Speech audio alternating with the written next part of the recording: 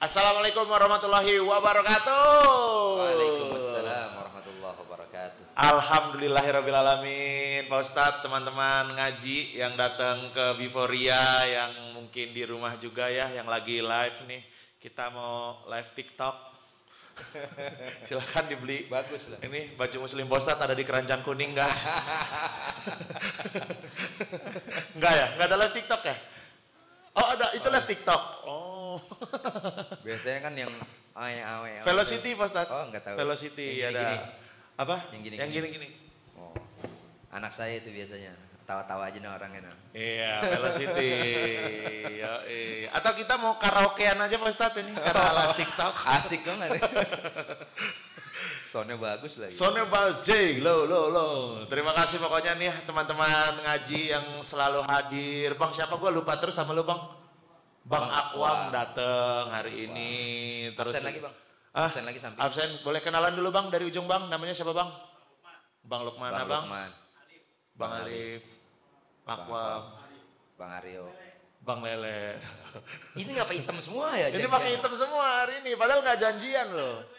Apa? Ada grup WA-nya ada. Udah belum masuk loh Bang ya, ntar kita masukin deh. Emang ada beneran grup WA-nya? Ada. Ya, tapi emang nggak janjian kita ya, emang hitam-hitam lah ya. Kita putih-putih ya Pak Ustadz ya. Ini hari ini temanya karena ini udah deket-deket sama Lebaran Idul Adha Pak Ustadz. Ya. Dan ini kan bulan Zulhijjah juga ya Pak Ustadz ya? Nah, sekarang Dzulqa'dah. Zulqa'dah, oh Zulhijjah berarti mulainya? Nanti masuknya di bulan depan. Oh. Sekarang tanggal 12 Dzulqa'dah. Zulqa'dah. Nah Pak Ustadz, kalau yang masuk 4 bulan haram itu apa aja berarti Pak Ustadz? Langsung pertanyaan. Iya langsung saya mau, langsung. Oke, aja dia. selesai. Enggak dong. Selamat datang Abang ya. Ayo Bang, Ya. sambil nyantai-nyantai aja di sini. Ya, sebelum kita nanti bahas tentang kurban, tentang puasa Arafah juga. Nah, kita bahas 4 bulan haram dulu nih Pak Ustadz. Itu apa aja dan apa keutamaannya Pak Ustadz? Padahal kita nggak janjian tuh ya. Tiba-tiba ada pertanyaan itu ya. Iya, saya mah tahu apa yang Pak Ustadz pikirin. Pernah soalnya dibahas di radio. Oh iya. Karena kita hampir 3 tahun di radio. Hampir 3 tahun. Baik. Bismillahirrahmanirrahim. Assalamualaikum warahmatullahi wabarakatuh. Waalaikumsalam warahmatullahi wabarakatuh. Alhamdulillahirabbil alamin wassalatu wassalamu ala asyrofil mursalin amma ba'du. Bang Hibzi, teman-teman yang dirahmati Allah Subhanahu wa taala. Kita langsung masuk nih ke temanya nih. Ya, ke temanya. Ini masih pertanyaan, belum masuk ke tema ya? Belum. Baik. Tapi ya nyambung lah. Nanti ya akan masuk ke situ. Iya. Akan masuk ke situ. Nah, jadi dalam Islam itu dalam surah Al-Baqarah ayat 36, a'udzubillahi minasyaitonirrajim, inna iddatasy-syuhuri 'indallahi 12 syahran fi kitabillah.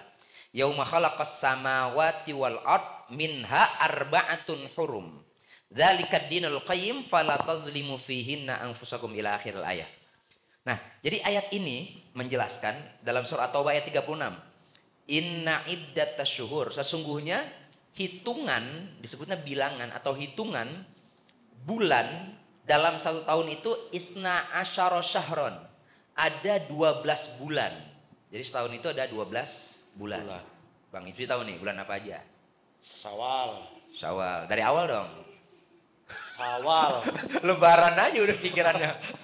Zulhijjah. Syawal, Zulqa'dah. Zulqa'dah dulu baru Zulhijjah. Rajab. Kalau saya emang random. Ngacak. Oke. Ngacak kalau saya. Main di ngacak saya. Udah lima. Karena kebodohan jadi main di ngacak. Udah lima. Rajab. Udah 5 tuh Rajab. Safar. 6. Sa'ban. 7. Ramadan. 8. Sawal lagi. Udah. Ada yang tahu? Teman-teman tahu nih. Apa? Rabiul Awal. Rabiul Akhir. Jumadil Awal. Jumadil Akhir. Apalagi Bang? Udah pas 12. Oh ya pas 12 alhamdulillah. Jadi kita urutin. Urutannya adalah yang pertama. Gimana Pak Ustadz? Urutin. Oh iya. Gini dong. Lumayan. Sorry istriku. Dia setiap saya ngejok nggak suka Pak Ustadz. Padahal kocak habis kan. Padahal saya yang ngurutkan. Ya kan? Kayak ada konten akan dulu urut. Iya Mas. Oh iya betul Pak Ustadz, lomba urut. Ternyata ini buat yang nggak tahu ya konteksnya. Jadi GJLS pernah bikin konten lomba lomba urut, olimpiade urut. Olimpiade urut. Internasional. Jadi sebenarnya Pak Ustadz lagi ngurut si Vicky waktu itu, tim kreatif GJLS. Habis itu direkam. Kita bilangnya itu olimpiade urut. Tapi tahu nggak Pak Ustadz, setelah beberapa tahun video itu, ternyata emang beneran ada Pak Ustadz. Oh gitu? Lomba urut internasional. Oh gitu? Oh iya, banyak yang ngirimin kan, sempet rame di berita tuh Pak Ustadz. Udah kita bahas itu aja yuk. Jangan dong. Beneran ada Pak Ustadz ternyata. Masya Allah. Tapi langsung sembuh tuh kata si Vicky. Alhamdulillah Pak Ustadz sembuh. Alhamdulillah. Urut kan bengkak banget tuh dia tuh. Iya. Gak tahu kenapa saya nggak tahu. Kita balik lagi nih ke Balik bulan. lagi Pak Ustadz. Nah, jadi dalam 1 tahun itu ada 12 bulan. Yang pertama Muharram. Yang kedua Sofar. Bukan Safar ya, tapi Sofar pakai sod. Sofaro. Bedanya Safar dengan Sofar apa? Kalau Safar itu artinya perjalanan, Safar. Ya kan? Kalau Sofar sejauh ini. Oh iya. Sofar. Bisa aja. Sorry Pak Ustadz. Sofar ya. Jadi Sofar itu bahasa Arab, artinya dia bisa diartikan sifrun. Sifrun itu artinya 0, kosong, bukan 0, kosong. Ya, kosong sifr. Atau makna yang kedua sofra'ul laun. Sofra itu artinya asfar. Sofro atau asfar artinya kuning. Jadi Muharram Sofar. Kenapa disebut dengan bulan 0? Karena orang di bulan itu atau Sofar itu kuning. Di bulan Sofar itu orang-orang tuh dulu panen. Panen itu kan udah kuning, gandumnya sudah kuning, sudah waktu panen. Maka dari 0 lagi, dari kosong lagi tuh tanah yang digarap atau tanah lahan yang akan ditanemin pohon lagi 0 lagi maksudnya. Jadi Muharram Sofar. Kemudian yang ketiga Rabiul Awal, yang keempat Rabiul Akhir. Yang kelima Jumadal Ula. Kenapa Jumadal Ula? Karena dia ini muannas, jadi ula bukan awal. Jumadal Ula, baru Jumadat Tsaniyah. Habis itu baru Rajab. Habis Rajab Sya'ban. Habis Sya'ban yang ke-9 Ramadan. Yang ke-10 namanya habis Ramadan Syawal. Habis Syawal Dzulqa'dah, baru yang ke-12 Dzulhijjah. Jadi 12 tuh. Nah, sekarang kita berada di bulan Dzulqa'dah. Apa itu Dzulqa'dah? Dzulqa'dah itu ada 2 kata. Dzu sama qa'ada. Dzu itu artinya pemilik. Qa'ada itu artinya duduk. Dzulqa'dah adalah pemilik atau orang. Orang yang duduk. Maksudnya orang duduk Dzulqa'dah, iya. Karena Dzulqa'dah itu orang yang sudah berangkat perjalanan haji, sudah sampai di kota Mekah, dia menunggu prosesi haji pada bulan Dzulhijjah, maka bulan sebelumnya namanya Dzulqa'dah. Orang-orang yang duduk-duduk dulu, santai-santai dulu sebelum datangnya waktu haji, maka disebut dengan Dzulqa'dah. Nah, sekarang kita masuk nih pada bulan Dzulqa'dah. Nah, dari 12 bulan itu, nah, dalam surah At-Taubah 36, minha dari 12 bulan itu arba'atun hurum. Arba'ah kan artinya 4. Nah, satu apa? Sani. Siji, loro, telu, papat. Jangan terlalu dites, saya kelihatan bingung Pak Ustadz saya. Wahidun. Wahidun. Sastra Arab, Bos. Sastra Arab. Ya, Arab. Enggak, saya sastra Inggris. Sastra Inggris ya. Wahidun, salata. Isnainun, salah satu. Arba'atun. Minha arba'atun hurum. Dari 12 bulan itu ternyata ada 4 namanya bulan haram. Nah, 4 bulan haram ini sebagian orang mungkin sudah tahu, tapi sebagian orang lagi mungkin ada yang baru dengar ada namanya bulan haram. Apa itu bulan haram? Banyak yang nggak tahu Pak Ustadz. Saya juga baru tahu akhir-akhir ini. Itu namanya bulan haram. Kenapa disebut dengan bulan haram? Biasa. Apa itu Pak Ustadz? Ya, tadi habis makan ini, habis kuliah subuh makan enak banget sate makannya. Mana kuliah subuh makan sate? Ini mantap. Mantap banget. Sate, sop, sop tangkar, iya, kambing, mantap banget. Waduh. Makanya kalau subuh, Sabtu pagi kuliah subuh bareng saya. Makan enak-enak. Di mana Pak Ustadz? Di Cinere Gandul. Cinere. Di Gandul Cinere. Siap. Makan enak. Makanya teman-teman yang kesusahan makan ikut kuliah subuh. Iya, siap. Banyak makanan. Kita lanjut. Kalau di sini kosong. Kopi boleh kah? Pesen kopi kah? Ini. Kopi ini disponsori oleh? Sponsori oleh Biforia. Insya Allah. Di tempat ini juga dari Biforia nih. Terima kasih Biforia selalu membolehkan kita kajian di sini ya Pak Ustadz. Enak banget tempatnya Pak Ustadz ya. Ya, semoga tambah berkah. Amin, amin. Baik, kita lanjut Bang. 4 bulan haram. 4 bulan haram. Pertanyaannya, apa saja bulan haram itu? Baru nanti kita masuk pada maknanya. Apa saja bulan haram itu? Kata Nabi dalam tafsir Ibnu Katsir menjelaskan, dikutip oleh Ibnu Katsir, sabdanya Rasulullah SAW, salah satun mutawaliyat. Salah satun berapa? 3. Salah satun mutawaliyat. 3 bulan berurutan. Kemudian satu lagi, warojabun mudor baina jumada wa sya'ban. 3 bulan berurutan dan 1 bulan itu terpisah. Dan 1 bulan itu namanya bulan Rojab Mudor. Bulan Rojab yang dianut oleh suku Mudor. Kenapa Nabi spesifikan Rojab yang dianut oleh suku Mudor? Karena ada orang Arab mengatakan Rojab itu adalah bulan Ramadan. Maka kata Nabi, salah. Rojab itu yang benar adalah Rojab yang dianut oleh suku Mudor yang ditetapkan baina Jumada wa Sya'ban. Antara bulan Jumadal Akhirah dan bulan Sya'ban diapit namanya bulan Rojab. Berarti bulan ke-11. Jadi 4 bulan haram dalam At-Taubah 36, dia 3 bulan berurutan dan 1 bulan terpisah namanya bulan Rojab. Nah, apa yang berurutan 3 itu? Yang berurutan 3 itu yang pertama Dzulqa'dah. Yang sekarang kita dalam bulan Dzulqa'dah. Yang kedua bulan Dzulhijjah. Yang ketiga bulan Muharram. Berarti bulan ke-11, bulan 12, dan bulan ke-1. Karena setelah 12 kan balik lagi ke 1. Gitu ya. Dan baru 1 bulan terpisah namanya bulan Rojab. Jadi ada 4 bulan disebut dengan bulan haram. Bulan haram itu apa? Nah ini pertanyaannya. Haram itu apa? Coba ingat nggak tapi tadi apa aja? Zul apa? Enggak, setahun ada 12 bulan. 12 bulan. Ya. Ada 4 bulan haram. Bulan apa aja? Zulqa'dah, Zulhijjah, Muharram, satu lagi terpisah namanya bulan Rojab. Ya orang kita nyebutnya Rejab lah. Kalau orang Sunda, orang Jawa, dia kan nggak kenal Muharram, yang dikenal Suro. Orang Sunda nyebutnya Sura, orang Jawa itu Rajab ya Ustaz? Enggak, Muharram. Beda. Oh Muharram.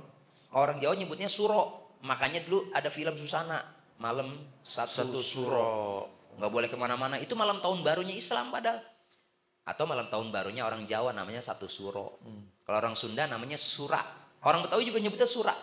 Kalau orang Betawi namanya Sura, Sapar, Mulut, Silih Mulut, Mandi Awal, Mandi Akhir. Kagak mandi-mandi. Mandi awal, mandi akhir, Rejab, Roah. Ya. Kalau orang Jawa bulan Roah tuh ruatan tuh ada istilah ruatan. Ya. Yang mandiin keris, mandiin apa? Ya. Hewannya, mandiin apa? Steam mobil. Ya. Steam mobil. Boleh dong Pak. Mandiin boleh. Iya boleh dong. Nyuci mobil kan bagian ruatan juga. Steam. Ya ruah. Habis itu masuknya bulan Ramadan, puasa ya, bulan puasa. Kemudian bulan Syawal, kemudian bulan Apit. Nah, Dzulqa'dah ini disebutnya orang bulan Apit. Ada di tradisi di beberapa wilayah, bulan Apit, bulan Dzulqa'dah itu disebutnya bulan Apit. Ya. Bulan Apit tuh orang nggak boleh nikah. Ada tradisi tuh. Jangan, bulan Apit ini bulan Dzulqa'dah bulan Apit, nggak boleh nikah. Kenapa? Karena dia bulan kejepit katanya. Bulan Apit itu bulan kejepit. Nanti rezekinya nggak bakalan berkah, nggak banyak, susah katanya. Padahal salah. Perspektif itu atau persepsi itu salah. Menurut saya, dalam pendekatan agama itu salah. Justru bulan Dzulqa'dah itu adalah bagian dari bulan haram. Apa itu bulan haram? Pertanyaan itu kan? Nah, apa itu bulan haram? Itu? Nah, saya kasih dulu nih pertanyaan. Kita pernah dengar nggak kata haram? Sama haram beda nggak Pak Ustaz? Nah, haram sama haram sama. Dalam bahasa Arab haramun. Tapi haram yang pertama kalau menggunakan pendekatan fikih, kita memahami dengan fikih nih. Haram itu kan jika dikerjakan berdosa, ditinggalkan berpahala, gitu ya. Contoh, membunuh orang misalnya, tanpa dibenarkan dalam agama, haram kan hukumnya? Haram. Ya kan? Kecuali kisos. Beda lagi. Kisos. Orang membunuh kan hukumnya dibunuh dalam Islam. Kisos. Orang membunuh kan hukuman dibunuh. Ya. Nah yang membunuh ini kan algojo nih, yang dibenarkan dalam Islam. Itu boleh tuh. Dalam hal kisos. Tapi dalam hal lain, membunuh orang tanpa ada udzur, tanpa ada alasan apapun, haram hukumnya. Contoh. Apalagi yang haram? Makan babi. Makan babi, haram hukumnya. Haram. Mencuri, haram. Berzina, haram. Haram dalam perspektif fikih, dalam pendekatan fikih, dikerjakan berdosa, ditinggalkan berpahala. Ya kan? Kita meninggalkan yang haram itu pahala loh. Wah, daripada zina, mending kita tinggal. Zina dapat dosa, ditinggalkan malah dapat pahala. Itu perspektif, itu pendekatan haram dalam pendekatan fikih. Makna haram dalam pendekatan fikih. Sekarang saya jelaskan makna haram dalam pendekatan bahasa. Haram kita sering dengar nih. Ada satu masjid di kota suci Mekah yang orang tawaf di sana, yang di tengahnya ada satu bangunan namanya Ka'bah. Masjid itu namanya Masjidil Haram. Kalau maknanya menggunakan pendekatan fikih, berarti nggak boleh ke situ tuh. Itu Masjid Haram tuh, kita datang nggak boleh. Kalau pendekatan fikih salah. Kalau menggunakan pendekatan fikih memahaminya. Jelas ya? Ya. Kalau menggunakan pendekatan bahasa, haram itu artinya suci. Haram itu punya nilai keistimewaan. Itu namanya haram. Makanya bukan cuma Masjidil Haram, ada dua tanah suci. Ya.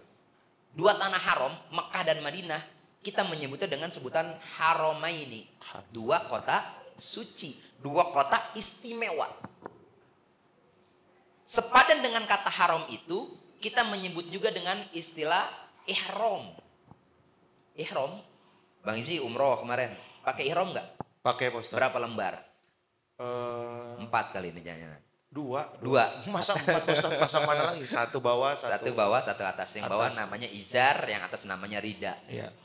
Tapi nggak pakai kolor saya Pak Ustaz pas umroh. Enggak kan? Enggak. Kalau pakai kolor malah nggak sah kan? Iya. Makanya kalau orang umroh tuh sampai sekarang pakai Pak Ustaz. Tapi lato-lato aman ya. Lato-lato aman kan? Pakai Pak Ustaz. Nah. Ihram sepadan dengan kata haram, kata ihram. Ihram itu mempunyai arti suci dan dia istimewa. Sama kayak kita nih mau sholat. Ketika sudah menghadap kiblat, yang ketika kita angkat kedua tangan kita, Allahu Akbar. Ini namanya takbiratul ihram. Nah, jadi sekarang kata haram, kata ihram sepadan tuh. Dia artinya suci, dia artinya istimewa. Maka orang kalau dia sudah masuk Masjidil Haram, dia tidak boleh bermaksiat apapun. Kenapa? Karena masjid suci. Orang kalau sudah masuk masjid dua kota suci, Makkah Madinah, dua kota haram, dia tidak boleh bermaksiat apapun. Itu maksudnya kata haram tuh. Dengan pengecualian juga tuh. Apa? Kalau sudah ada kata haram, pengecualiannya orang yang non muslim tidak dibolehkan masuk ke tanah haram. Sama kayak ihram. Orang kalau sudah pakai ihram, dia sudah niat berumroh, berhaji, tidak boleh melakukan hal-hal yang dilarang bagi seorang yang muhrim, orang yang berihram. Ya. Kalau sudah pakai ihram, niat umroh, niat haji, dia tidak boleh berkata-kata kotor. Ya. Dia tidak boleh membunuh hewan, dia tidak boleh merusak tanaman. Fala rafatha wala fusuqa wala jidal fil haji. Itu ihram. Itu sama kayak kita takbiratul ihram. Allahu Akbar. Ini takbir suci, takbir istimewa yang ketika kita sudah lakukan itu, maka tidak boleh melakukan gerakan atau tindakan apapun di luar dari ketentuan sholat. Misalnya Allahu Akbar sudah takbir, dia ngomong sama temennya, ini sholat isya berapa rakaat ya? Boleh nggak? Nggak boleh. Nggak boleh. Kenapa? Takbiratul ihram itu takbir yang ketika kita lakukan, maka diharamkan semua hal yang dilakukan, semua hal selain ketentuan dalam sholat. Jelas sampai situ ya? Iya. Paham ya? Paham nggak nih? Jelas nggak nih? Kata haram dan kata ihram. Dia punya makna suci, dia punya makna istimewa. Balik lagi nih. Ternyata sekarang kita mendengar ada namanya 4 bulan suci. Bulan haram, bulan suci. 4 bulan suci. Sedangkan yang ada dalam benak kita, bulan suci itu hanya satu, Ramadan. Selamat datang bulan suci Ramadan. Padahal dalam Islam ada disebut 4 bulan haram, 4 bulan suci. Tuh. Nah, Ibnu Katsir mengutip pendapat Syafi'i, orang yang melakukan amal soleh di bulan Ramadan, maaf, di bulan-bulan haram yang 4 tadi, dia mendapatkan ganjaran pahala yang berlipat. Sebaliknya, orang yang bermaksiat di bulan-bulan haram, dia juga akan mendapatkan dosa yang berlipat. Sebagaimana Allah Subhanahu wa taala mengharamkan Masjidil Haram dan mengharamkan 2 tanah suci. Sebagaimana Nabi juga mengharamkan 2 tanah suci. Ya. Jadi di bulan haram nih sebenarnya fadilahnya banyak banget. Tinggi banget. Saya agak gatal hidung saya. Nggak tahu kenapa ini. Mau saya garukin. Gatal. Lagi pilek-pilek dikit ini. Minum Pak Ustaz, minum dulu Pak Ustaz. Enggak, tenang. Kayak orang Korea minum soju ya. Saling membukakan ya. Astagfirullah. Cheers.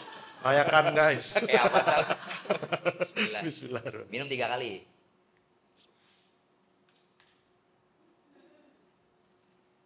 Masih aus Pak Ustaz. Oh, minum 3 kali Pak Ustaz. Iya, Nabi itu kalau minum 3 kali. Nabi itu kalau minum, udah tahu belum caranya? Nabi itu kalau minum 3 kali teguk. Dalam satu hadis, Ya. baca Bismillah. Bismillah, Minum. Alhamdulillah. Bismillah, minum, Alhamdulillah. Bismillah, minum, Alhamdulillah. Itu 3. Jadi kita nggak tersedak. Hadisnya begitu, ya. Jadi jam minum tuh kalau kita, nah itu yang salah. Apalagi minum kelapa jeruk, wah cepet banget Bos. Ambil gini. Kita lanjut ya. Lanjut Pak Ustaz. Kenapa 4 bulan haram itu kita baru tahu sekarang? Enggak dari dulu. Sesungguhnya bulan suci itu bukan hanya Ramadan, tapi 4 bulan haram ini disebut bulan suci. Makanya fadilahnya, keutamaan di bulan-bulan haram ini banyak Bang MC. Kan sebagaimana dikutip oleh para ulama tadi, fadilahnya berlipat-lipat dibanding bulan lain. Kenapa demikian? Contoh misalnya, dalam tafsir Al-Munir, Wahbah Az-Zuhaili mengatakan, 3 bulan yang berurutan tadi berkaitan dengan urusan haji. Kenapa Dzulqa'dah itu menjadi bulan haram? Karena dia, orang pada bulan itu, orang yang akan melaksanakan haji, dia berangkat dari rumahnya untuk menuju Masjidil Haram. Dan orang yang sudah niat untuk melaksanakan ibadah haji, tidak mungkin dalam perjalanan dia bermaksiat kepada Allah Subhanahu wa taala. Dia niatkan untuk ibadah. Gitu. Nah, kemudian pada bulan Dzulhijjah orang melaksanakan ibadah hajinya. Kemudian pada bulan Muharramnya, sebulan setelahnya, orang kembali lagi dari tanah haram, dari Mekkah Al-Mukarramah, setelah dia melaksanakan haji, dia kembali lagi ke rumahnya masing-masing. Maka dalam ayat 36 surah At-Taubah, fala tazlimu fihinna anfusakum. Nunnya pakai nun takkid wa taukid. Fala tazlimu fihinna anfusakum. Janganlah kalian menzolimi diri kalian pada bulan-bulan itu. Apa nih makna menzolimi di sini? Kata para ahli tafsir, makna menzolimi di sini adalah janganlah kalian bermaksiat pada bulan-bulan itu. Kenapa? Karena dosanya lebih besar dibanding bulan-bulan lain. Dan janganlah mana fala tazlimu fihinna anfusakum adalah janganlah kalian merampok, merampas, membegal orang-orang yang sedang melakukan perjalanan haji pada bulan-bulan yang 3 itu. Tuh, jangan rampok Bang. Cocip nih suka ngerampok. Nggak boleh tuh. Nggak boleh tuh ngerampok Cip. Jadi di bulan itu. Nah kita baru tahu nih ternyata nih bulan Dzulqa'dah nih bulan haram nih. Itu. Nah terus gimana dengan bulan Rajab sendiri dia? Iya tuh, beda sendiri tuh Pak Ustaz. Kan dia nggak berkaitan dengan haji. Bulan Rajab adalah kata-kata Wahbah Az-Zuhaili dalam tafsirnya, bulan Rajab adalah bulannya orang Arab melaksanakan ibadah umroh. Orang Arab tuh kalau umroh tuh bulan Rajab. Rajab ya. Kenapa di bulan Rajab? Karena dia bagian dari bulan haram. Berarti kalau ini tahu bulan apa nih kalau di Indonesia? Kok Indonesia? Kalau bulan Masehinya Pak Ustaz? Sekarang kan bulan apa? Mei ya? Mei sekarang bulan Mei. Kalau bulan Rajab tuh nanti beberapa bulan ke depan tuh. Ya kan? Agustus. Ya enggak kan besok bulan Juni baru Dzulqa'dah. Dzulqa'dah. Juli baru Muharram. Iya. Ya kan? Juli Muharram, Agustus Safar. Banyak lama itu masih Rajab. Oh, masih lama. Oh, biasanya kalau bulan 2026 ya? Iya, 2026. Biasanya kalau bulan Rajab itu di Madinah, di Mekah itu penuh. Crowded. Ya, hotel-hotel padat semua. Bis tuh susah sewanya, hotel naik harganya, bukan hanya bulan Ramadan. Kenapa? Karena di bulan Rajab itu orang-orang banyak yang melaksanakan ibadah umroh. Lagi meningkatnya tuh. Ditambah lagi bulan Rajab, udah di bulan Rajab jatuhnya di bulan Januari atau Februari. Wah, udah makin high season itu. High season. Nah, itu makin tinggi tuh, makin tinggi biayanya semua. Nah, ngejar di bulan Rajab. Nah, apa aja keutamaan di bulan-bulan haram itu? Nah, kita masuk bulan Dzulqa'dah nih. Ya. Bulan Dzulqa'dah. Dalam beberapa teks hadis, kita dianjurkan berpuasa pada bulan-bulan haram. Afdhalus siyam ba'da Ramadan, siyamu syahrullahil muharram. Puasanya ada waktu-waktunya nggak, Pak Ustaz? Puasa yang paling afdol setelah bulan Ramadan adalah puasa yang dilakukan. Makna Muharram di sini ada yang menyebutkan ulama di bulan Muharram doang. Tapi ada ulama lain mengatakan afdolnya puasa setelah Ramadan adalah puasa di bulan-bulan yang diharamkan. Maksudnya, yang diharamkan. Bulan apa aja? Ya bulan Dzulqa'dah, Dzulhijjah, Muharram dan Rajab. Makanya berpuasa tuh di bulan ini afdolnya. Puasanya apa aja? Ya puasa yang disunahkan Nabi. Contoh, puasa Senin Kemis. Senin dan Kamis. Puasa Nabi Daud. Puasa Daud. Sehari puasa, sehari enggak, sehari puasa lagi. Terus enggak puasa-puasa. Kadang-kadang begitu. Gue pengen puasa Daud, dah nyoba doang. Oh, ternyata lapar, udah enggak, gue kemarin aja udah, gue malas lagi. Kebanyakan begitu. Saya. Iya. Sehari puasa, sehari enggak, udah. Wah, jujur nih, berarti bukan orang munafik. Sehari doang. Iya kan? Daud sehari. Daud sehari. Belum ada lengkapannya sehari doang. Iya, Ya. sehari puasa, sehari enggak, udah. Atau puasa pada hari kelahiran kita, pada hari kelahiran kita. Bang Ibzi lahirnya hari apa? 4 Oktober, Pak Ustaz. Iya, harinya. Hari apa tuh? Jumat kayaknya, Pak Ustaz. Gimana? Berarti setiap Jumat puasa. Oh. Itu sunnahnya. Kenapa? Karena Nabi puasa di hari Senin. Ditanya oleh para sahabat, "Dzaka yauma wulidtu." Kenapa ya Rasul engkau puasa hari Senin? "Dzaka yauma wulidtu." Hari Senin itu aku dilahirkan. Nah, masalahnya ada orang yang lahirnya di hari Minggu. Boleh nggak puasa hari Minggu? Boleh, karena lahirnya di Minggu. Nah. Terus orang kalau lahirnya di hari Sabtu. Lebaran. Saya lahirnya di hari Lebaran. Boleh nggak dia puasa di Lebaran? Nggak boleh. Nggak boleh. Mau Idul Fitri, mau Idul Adha, nggak boleh puasa. Hitungnya jangan hari Lebarannya, tapi kapan hari Senin, Selasa, Rabu, Kamis, Jumat, Sabtu, Minggunya itu. Atau Sabtu Ahadnya. Dalam kalender Islam namanya Ahad. Ya. Kalau dalam kalender kita di Indonesia namanya Minggu. Aneh di Indonesia liburnya Minggu loh. Padahal mayoritas Muslim. Muslim tuh di negara-negara Muslim lainnya libur tuh hari Jumat. Oh. Kenapa hari Jumat? Karena hari ibadah. Sholat Jumat ya, Pak Ustaz. Ya, Muslim tuh kan hari ibadah kita hari apa? Jumat kan? Jumat. Maka di Arab, di rata-rata di negara di Timur Tengah, karena dia hari ibadahnya Jumat, liburnya Jumat. Indonesia mayoritas Muslim liburnya Sabtu. Minggu. Padahal Minggu bukan hari ibadah Muslim. Ini menunjukkan apa? Saking tolerannya tuh orang Islam di Indonesia. Makanya kalau ada yang bilang orang Islam gak toleran, saking tolerannya sampai Minggunya diliburin, bukan Jumat.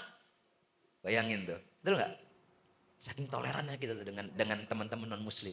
Makanya nggak bisa tuh orang non Muslim mengatakan enggak toleran orang Islam sama kita. Gue libur aja gue kasih hari Minggu loh, bukan Jumat liburnya. Bener nggak? Benar. Saking tolerannya tuh. Makanya nggak bisa kalau ada yang menjudge kita, orang Islam nggak toleran. Libur aja gue kasih Minggu bukan Jumat. Harusnya kalau mereka yang toleran sama kita, Minggunya kita masuk, liburnya kita Jumat. Harusnya. Tapi enggak, umat Muslim Indonesia kita toleran sampai libur aja kita hari Minggu kita kasih, kan? Deal. Apa? Nggak tahu apa. Nggak, kadang-kadang ada yang nanya kan gitu. Iya. Iya, itu bentuk toleransi kita. Iya. Nah, kita lanjut Bang Ji. Lanjut, Pak Ustaz. Sampai mana tadi itu? Sampai keutamaan Oke, Ustaz tadi puasa puasa, kan? puasa. Puasa Senin Kemis, puasa di hari lahir kita, puasa Ayamul Bid. Ayamul Bid apa? Sekarang tanggal 12, besok tanggal 13, 14, 15. Setiap tanggal 13, 14, 15 dalam kalender bulan Hijriah namanya Ayamul Bid. Apa itu Ayamul Bid? Bid itu dalam bahasa Arab artinya putih. Hari-hari putih. Ya, baydo artinya kan putih. Makanya telur tuh udah, orang Arab tuh telurnya nggak ada yang kayak kita. Kita tuh di Indonesia telurnya warna coklat loh. Di Arab nemu telur coklat ada tapi jarang. Putih Rata-rata putih semua. Ya kalau kita umroh kita haji lah di restoran, telurnya putih semua, putih bening, putih kayak gini nih ya Bang Ija. Iya. Namanya bid. Baydo artinya ya barang yang putih. Nah, Ayamul Bid itu hari putih, kok hari putih? Iya, hari terang maksudnya. Kenapa? Karena tanggal 13, 14, 15 itu kan bulan akan pada masa terangnya. Bulan tuh pada masa terangnya. Bulan purnama kan meranjak kepada 13, 14, 15 gitu loh. Maka disunahkan berpuasa pada Ayamul Bid 13, 14, 15. Di bulan Dzulqa'dah, Dzulhijjah, Muharram. Apalagi yang bisa dilakukan di bulan haram. Misalnya besok masuk bulan Dzulhijjah di bulan depan ya. Bagi kita di bulan Dzulhijjah saat orang melaksanakan ibadah haji ya, pada saat orang wukuf di Arafah, kita di Indonesia pada tanggal 9 Dzulhijjah kita melaksanakan puasa. Namanya puasa Arafah. Kata Nabi, yukaffir sanah al-madiyah wal baqiyah. Atau dalam teks hadis lain, yukaffir sanah qablahu wa ba'dahu. Orang berpuasa di tanggal 9 Dzulhijjah, namanya puasa Arafah, itu menggugurkan dosa 1 tahun yang lalu dan 1 tahun yang akan datang. Tapi pertanyaannya, itu apa semua dosa kita? Beberapa ulama menjelaskan yang diampuni adalah dosa-dosa kecil kita. Terus gimana dengan dosa besar kita? Dosa besar diampuni oleh Allah Subhanahu wa taala dengan bertaubat. Lebih mudah lagi. Masalahnya adalah taubatnya kita taubat sambel. Ya udah besok gua nggak mau makan sambel lagi. Dia besok beli sambel lagi. Sambel lagi. Itu namanya taubat sambel. Sekarang gue taubat. Besok lagi. Tobat, besok lagi. Tobat lagi, besok lagi. Diampuni gak sama Allah Subhanahu wa taala? Enggak. Wa may yaghfiru dzunuba illallah dalam surah Ali Imran. Siapa lagi yang mengampuni dosa kita kecuali Allah? Diampuni. Oh, diampuni. Diampuni. Kok saya enggak? Aduh, bayangan tuh. Bayangin. Berani banget ngomong enggak. Astagfirullah. Diampuni loh. Allah aja ngampunin ya. Saya bilang enggak loh. Allah mengampuni semua kesalahan hambanya. Tuh bayangin. Dan masalahnya, ini jadi masalah adalah orang yang punya dosa gak mau tobat, itu masalahnya. Padahal Allah mengampuni setiap pertaubatan kita. Itu masalahnya kita gak mau minta ampun, padahal Allah mengampuni. Bayangin tuh. Jadi besok di 9 Dzulhijjah puasa Arafah. Ada sehari sebelumnya tanggal 8 itu biasanya ada beberapa ulama juga menjelaskan puasa namanya puasa Tarwiyah. Kenapa puasa Tarwiyah? Karena jamaah haji pada tanggal 8 Dzulhijjah mereka berangkat dari rumahnya ya, kemudian mereka berangkat ke Mina dulu, mabit dulu di Mina, namanya Tarwiyah. Setelah itu baru tanggal 9-nya masuk ke Arafah, namanya puasa Arafah. Kemudian bulan Muharram, bulan depannya lagi, tanggal 10 Muharram, puasa lagi namanya puasa hari Asyura. Kata Nabi, puasa hari Asyura itu menggugurkan dosa 1 tahun yang lalu. Tapi untuk menyelisih antara muslim dengan non muslim, kenapa? Karena puasa Asyura ini bukan cuma dilakukan oleh orang muslim. Ada non muslim, mereka juga puasa juga di tanggal 10 Muharram. Seperti umatnya Nabi Isa, Nabi Musa, mereka melakukan ibadah puasa di bulan Muharram tanggal 10, namanya hari Asyura. Bagaimana untuk menyelisihinya? Kata Nabi, untuk menyelisihannya adalah puasa 1 hari sebelumnya, tanggal 9-nya, atau puasa 1 hari setelahnya. Lebih afdol tanggal 9 Muharram, tanggal 10 Muharram, tanggal 11 Muharram berpuasa. Lebih afdol untuk menyelisihi. 9, 10, 11. 9, 10, 11. Banyak fadilahnya, tapi yang paling afdol, nah nih saya jelasin lagi. Yang paling afdol di bulan haram itu di bulan Dzulhijjah. Pada tanggal 10 Dzulhijjah yang paling afdol adalah menumpahkan darah hewan kurban. Itu yang paling afdol. Masuk nih. 10 Zulhijjah itu lebaran haji maksudnya? Iya. 10 Dzulhijjah lebaran haji. Pada saat orang di sana yang sedang berhaji, sedang jumroh akobah, di Indonesia orang melaksanakan sholat Idul Adha dan berkurban pada tanggal 10 Dzulhijjah. Kata Nabi, amalan yang paling afdol, paling mulia, paling baik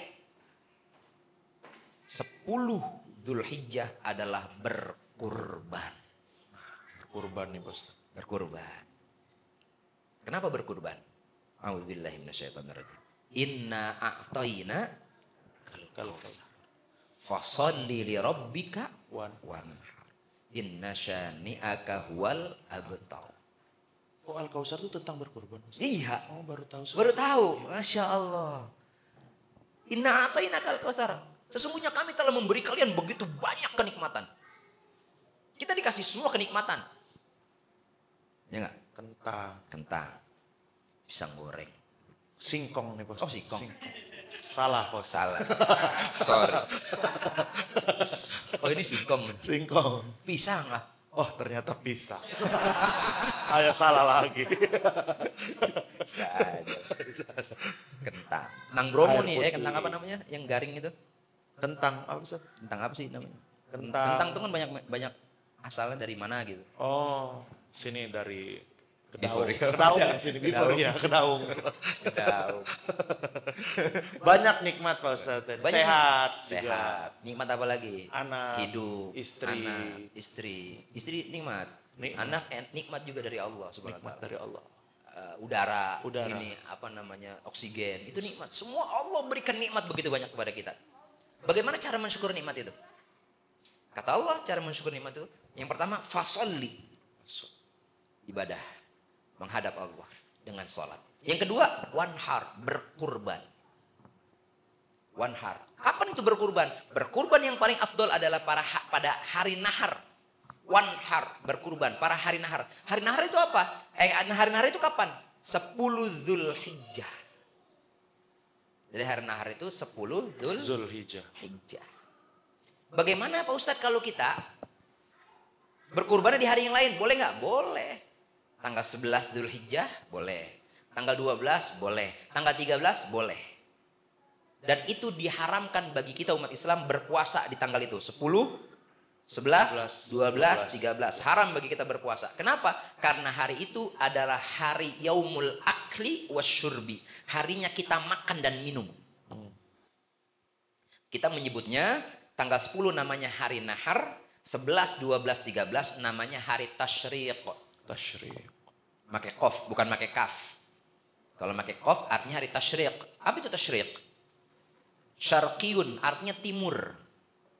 Hari tasyrik itu hari orang-orang Arab pada saat itu dia menunggu terbitnya matahari dari timur. Untuk apa? Menjemur daging, dendeng. Jadi tanggal 10-nya mereka motong kambing, dagingnya motong kambing, motong onta dan segala macam tuh hewan-hewan yang bisa dikurbankan. Kemudian daging yang diambil mereka jemur. Jadi tanggal 11, 12, 13 mereka nunggu teriknya matahari yang datang dari timur. Namanya disebut dengan hari tasyrik. Ya, bukan pakai kaf. Kalau pakai kaf, tasyrik itu artinya syirik. Mendua. Namanya syirik. Tasyriq. Maka kaf, tasyrik. Hari di mana orang menunggu terbitnya matahari dari timur untuk menjemur daging, dendeng. Namanya hari tasyrik. Maka tidak boleh tuh berpuasa pada hari itu. Harus makan dan minum. Hari tasyrik. Nggak boleh diet tuh Ustaz. Diet nggak boleh. Diet boleh, tapi dia tidak boleh berpuasa. Kan diet kan nggak harus berpuasa kan? Iya, Dan siap. berpuasa kan juga bukan niatnya untuk diet. Iya. Makanya tidak boleh berpuasa tuh, harus makan dan minum. Harus batal lah, tidak boleh berpuasa pada saat itu. Yang paling afdol adalah berkurban. Kenapa sih afdol Ustaz? Nah, Kenapa Abdul berkurban? Pada tanggal 10 Dzulhijjah kenapa Abdullah berkurban? Amalan yang lain tidak ada fadilahnya kecuali yang paling utama adalah berkurban pada saat itu. Kurban itu berasal dari kisahnya Nabi Ibrahim. Nah, pertanyaan saya dulu. Ya. Yang disembeli Ismail apa Ishak? Ismail. Kata siapa? Ayo. Kata itu SD. Nabi Ibrahim guru kan punya, guru SD saya. Iya, Nabi Ibrahim gini loh. Ya. Nabi Ibrahim kan punya istri 2. Ya. Ya, istri pertama kan namanya Siti Sarah. Ya, Siti itu orang Indonesia nyebutnya Siti. Sebenarnya kalau orang Arab itu nyebutnya Sayyidati. Cuma dipenggal, dipotong jadi Siti. Ya. Istri kedua namanya Siti Hajar. Siti Sarah nikah dengan Siti Sarah nggak punya anak. Kemudian dia nikah lagi sama istri yang kedua, Siti Hajar, punya anak namanya Ismail. Pas dia balik lagi ke istri pertama, ternyata Allah berikan karunia, punya anak namanya Ishak. Jadi Nabi Ibrahim punya anak, Nabi yang pertama Ismail, yang kedua Ishak. Pertanyaan saya, yang disembelih itu siapa? Ismail apa Ishak? Orang kita kan kebanyakan taunya yang disembelih adalah Ismail. Jangan salah. Yang disembelih adalah Ishak. Oh iya Pak Ustadz. Oh iya Pak Ustadz. Baru lagi nih. Baru lagi buat saya. Saya kan bodoh. Ada 2 pendapat ulama. Jangan potong-potong guys ya. Langsung potong tuh ntar. Si Alvin motong lagi. Si Alvin dipotong. Gue yang kena. Alvin yang motong. Ustadznya sesat katanya selama ini. Ya kan kita di luar kebanyakan orang, pemahaman kebanyakan orang. Enggak. Jadi ada ulama tafsir menjelaskan, misalnya dalam beberapa tafsir ya, itu yang disembelih itu Ishak, bukan Ismail. Tapi ada beberapa ulama yang lain mengatakan bahwa yang disembelih adalah Ismail. Bagaimana nih ada perbedaan pendapat antara siapa yang disembelih? Kita nggak masuk pada ranah itu. Yang kita masuk adalah bagaimana Allah mengajarkan kepada kita umatnya Nabi Muhammad SAW untuk mengikuti perintah Allah. Itu doang udah. Entah yang mau disembelih siapa, ya terbebas dari permasalahan perbedaan pendapat para ulama tadi. Karena masing-masing ulama, mufassir rata-rata mereka punya sandaran hukum tuh untuk mengatakan siapa yang disembelih. Jelas sampai situ ya? Gitu. Nggak perlu ribut berarti Pak. Gak usah perlu, yang penting kita ngikuti perintah Allahnya nih. Siapa yang disembelih? Kenapa demikian? Karena kurban ini, kalau dalam kajian usul fikih namanya asyar'u man qablana. Apa itu asyar'u man qablana? Syariat yang sudah ada sebelum Nabi Muhammad diutus menjadi Rasul, ini syariat ini udah ada. Namanya asyar'u man qablana. Jadi bukan hanya korban, haji misalnya. Haji itu sudah ada sejak zaman Nabi Ibrahim. Ya. Karena haji itu Allah perintahkan kepada Nabi Ibrahim awalnya. Wa adzin finnas bil haji ya'tuka rijala wa ala kulli dhamiri yatina min kulli fajjin amik. Itu namanya asyar'u man qablana. Syariat itu udah ada sebelum Nabi Muhammad diutus. Sebelum Nabi Muhammad bahkan dilahirkan misalnya, ya. Dilahirkan secara lahiriah, dilahirkan ke muka bumi, itu syariat haji udah ada. Kenapa? Karena syariat haji sudah ada sejak zaman Nabi Ibrahim. Khitan, sunat. Sunat sejak zaman Nabi siapa? Ibrahim juga. Bahkan dalam satu riwayat, Nabi Ibrahim tuh ikhtatana Ibrahim bil qudum. Nabi Ibrahim tuh ketika dia khitan dengan kampak. Ya. Pada saat itu umurnya sekitar 80 tahun. Bayangin 80, kebayang nggak? 80 tahun pakai kampak. Waduh. Bil qudum. Nggak ada bius lagi ya, Bos? Belum ada laser. Belum ada bius. Sama orang sini juga dulu, orang-orang kita juga dulu. Zaman dulu kan belum ada. Dulu orang sini kalau sunat tuh pakai olad. Olad. Apa itu, Pak Ustaz? Bambu ya? Bambu. Bambu di set tajam tuh dia. Cuma sekali pakai doang, dia nggak bisa 2 kali pakai. Kudul loh 2 kali pakai. Iya. Ya pisau aja kena kulit orang korban besok nih, nyeset kulit, cepet kudul, asah lagi. Apalagi olad. Zaman Jogja dulu ada yang dihipnotis, Pak Ustaz. Dihipnotis. Bogem. Jadi anaknya diajak ngobrol, udah kepotong gitu ya. Bener ada itu di daerah Jalan Solo tuh, ada istilahnya bogem. Ada metode itu ya. Metodenya metode ya. Ya bukan hipnotis kali ya, apa ya? Ya. Diajak ngobrol lah gitu, kayak deep talk mungkin. Atau kepotong gitu. Saya juga nggak tahu sih, tapi yang tahu ya orang Jogja. Macam-macam lah metode sekarang. Ya, ada yang pakai laser, ada yang pakai macam-macam lah. Iya. Nah, kita nggak berpikir itu kita nggak permasalahin lah. Kalau saya dulu pakai metode dibikinin mie goreng pagi-pagi, Pak Ustadz. Oh gitu. Biar mau sunat ya. Okay. Macam-macam ya. Macam-macam, Pak Ustadz. Kalau saya waktu sunat suruh liatin nih motongnya gitu. Oh, saya ngeliatin. Oh, motongnya begitu. Oh, nih liatin lagi dijahit. Oh, jahitnya begitu. Sakit nggak? Enggak. Sakit nggak? Enggak. Pas pulang, wah, biusnya hilang, habis, ya kan? Tapi anak saya sunat itu di Bandung.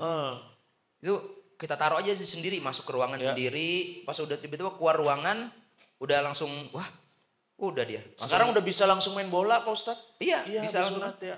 Udah nggak sakit kan, macam-macam tuh. Itu syariatnya sejak zaman Nabi siapa? Ibrahim.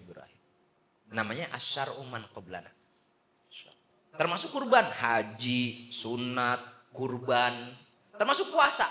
Puasa itu syariatnya sebelum Nabi Muhammad udah ada puasa terdahulu. Kan Nabi Daud udah zaman Nabi Daud udah puasa. Iya. Makanya dalam Al-Quran, kama kutiba alal ladzina min qablikum. Sebagaimana juga diwajibkan orang-orang sebelum kalian. Itu namanya asyar uman qoblana. Syariat yang sudah ada sejak zaman dulu sebelum Nabi Muhammad diutus menjadi Rasul. Syariat udah ada. Cuma pada zaman Nabi Muhammad SAW, syariat ini disempurnakan dulu. Contoh, dulu orang kalau haji, tawaf, itu orang dulu kalau tawaf nggak pakai ihram. Telanjang bulat. Maka disempurnakan pada zaman Nabi Muhammad. Ya, pakai ihram, ada atas ada bawah. Disempurnakan. Sunatnya, ya. Bahkan dalam beberapa riwayat Nabi Muhammad itu disunatnya ketika dia sedang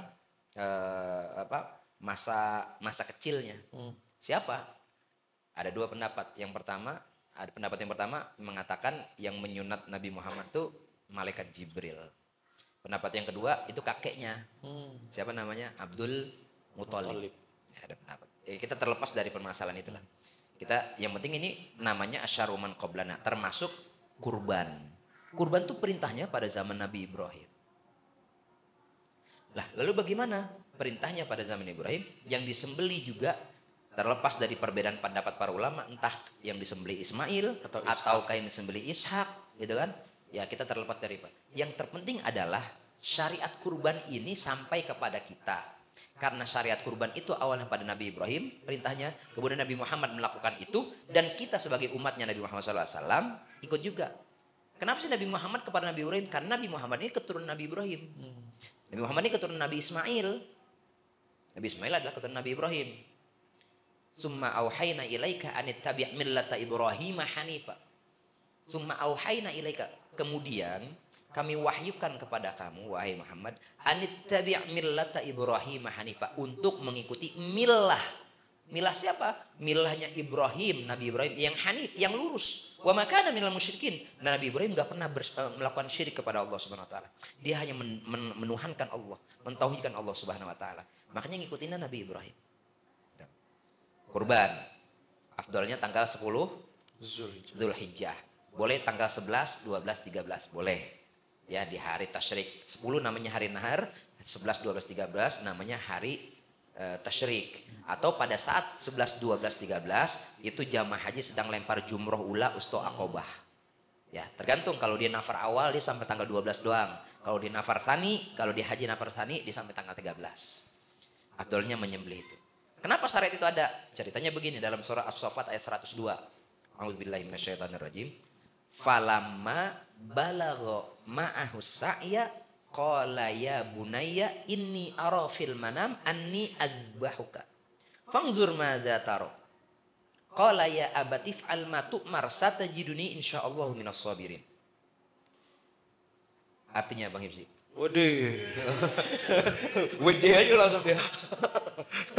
Postat aja postat. Atau ada yang tahu sini? Ada banyak. Ada yang tahu cuma Cocip, tahu Cocip? Ada yang tahu cuma pada diem aja. Iya nih, jago-jago nih Mas. Jago-jago ini. Baik. Falamma balagha ma'ahu sa'ya. Ketika sebelum falamma balagha ma'ahu sa'ya, ketika sudah sampai masa balignya dan dia sudah mulai bisa berusaha sendiri. As-sa'yu itu usaha. Makanya rukun umroh haji itu ada namanya sa'i. Sa'i itu usaha. Usahanya Siti Hajar nyari air untuk Ismail, makanya dia lari dari Bukit Sofa ke Bukit Marwah, namanya sa'yun, usaha. Lari-lari tuh. Falamma balagha ma'ahu sa'ya, ketika anaknya Nabi Ibrahim ini, taruhlah misalnya kita pakai pendapat yang disembelih ini namanya Ismail, gitu ya. Kita pendapat jumhur ya, pendapat mayoritas orang Indonesia kan yang disembelih adalah Ismail. Ketika Ismail sudah sampai pada masa baliknya dan dia sudah bisa berusaha sendiri, entah mencari makan sendiri, udah menafkahi dirinya sendiri, memenuhi kebutuhannya sendiri. Falamma balagha ma'ahu sa'ya, qala, kemudian ayahnya berkata, apa kata ayahnya? Ya bunayya, wahai anakku. Jadi orang Arab tuh kalau manggil anak dengan panggilan kesayangan, manggilnya ya bunayya. Kalau lagi kesel sama anaknya, walad. Gitu manggilnya walad. Beda tuh, beda panggilan tuh. Kayak kita kalau kita lagi sayang banget sama anak. Nah, sayang. Kalau lagi kesel, wih. Kalau panggil nama biasanya. Panggil nama, iya. Nama lengkap. Nama lengkap. Nadine Areta Zaiba Kamila. Nah, itu udah. Hadiro. Udah nggak bisa tuh, udah diam tuh. Langsung tahu Nadine. Nah itu. Jadi panggilan tuh mempengaruhi itu. Ya.